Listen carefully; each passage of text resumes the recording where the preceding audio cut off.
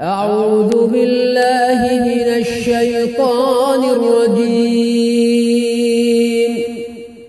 بسم الله الرحمن الرحيم. هل أتاك حديث الغاشية؟ وجوه يومئذ خاشعة عاملة ناصبة تصلى نارا حامية تسقى من عين آنية ليس لهم طعام إلا من ضريع لا يسمن ولا يغني من جوع.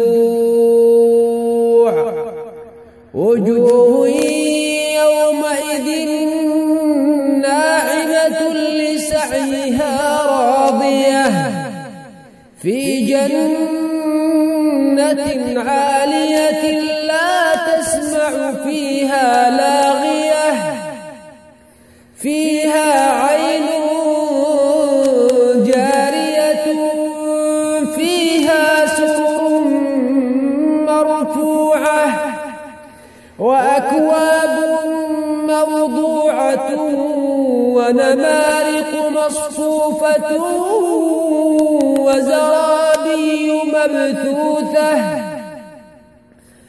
أفلا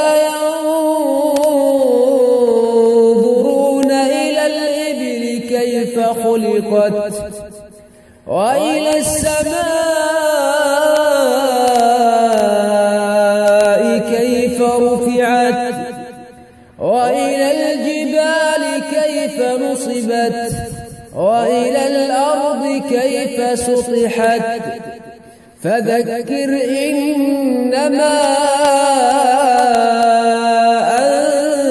أنت مذكر لست عليهم بمسيطر إلا من